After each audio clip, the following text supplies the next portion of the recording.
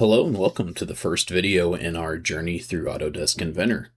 So today we're going to take a look at what parametric modeling is and kind of get into the fundamentals of what to expect as we move forward. So our objectives today are to understand our basic parametric modeling procedure, understand creating 2D sketches and simple extruded models, utilize the shape before size design approach inside of Inventor, create and edit parametric dimensions, and demonstrate a working knowledge of the design method.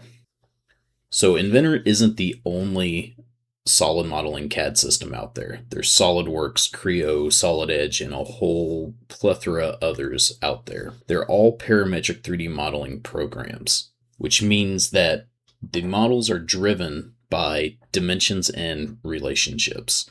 Changes that happen to these sketches or features inside these models force updates automatically throughout the entire model.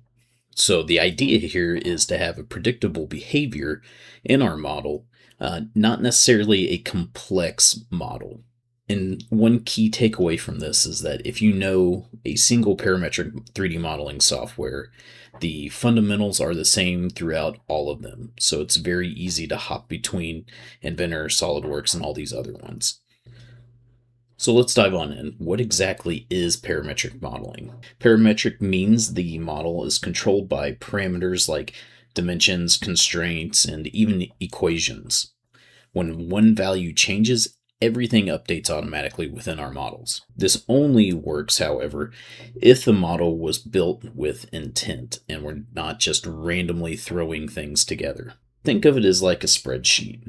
Bad formulas lead to bad results. Same thing with our design intent inside of our 3D models. Now, Inventor's process, and really this is the fundamental process for most CAD systems, is that we create a rough 2D sketch of our basic shape, apply and modify constraints and dimensions to that sketch, use a creation command of some sort, like extrude, revolve, or sweep, just to name a few, to that 2D sketch in order to create our base solid. Then we essentially repeat these steps as we add additional parametric features to our model. From there, we'll perform analyses or refine the model as needed, and then after that, create drawings.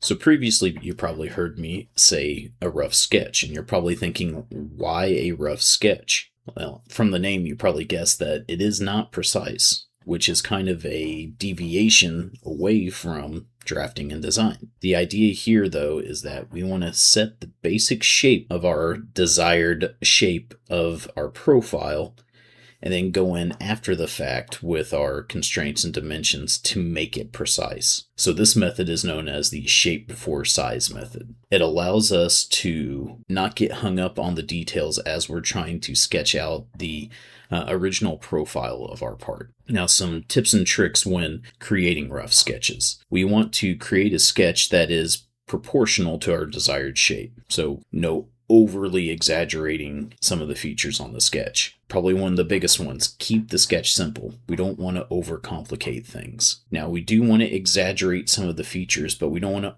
overly exaggerate them. Another important step is to make sure that we draw the sketch so that it does not overlap itself or intersect itself. And then probably the most important on here is that we always want our sketch to be closed, meaning that if we don't have a closed profile, a lot of times we can't do anything with that sketch.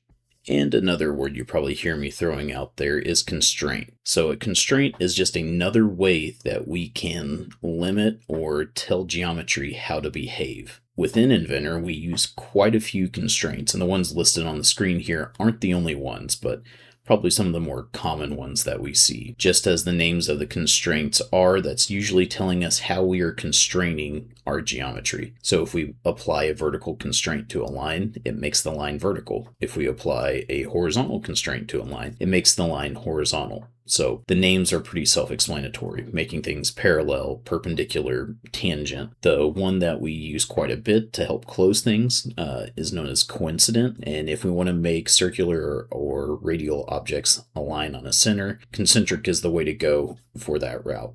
So with the combination of dimensions and constraints, what we're aiming for in our sketches is to have a fully constrained sketch, meaning that our geometry is precise, it's in the shape that it needs to be, and it's not going to move or change unpredictably. That is one of the biggest key takeaways from creating sketches and then creating models from those sketches. We want to make sure that they behave in a predictable manner as we design them, which brings me into design intent. So when I say design intent within our parts, what I really mean is we are trying to define or design in our models what can change, what must stay the same or needs to stay the same.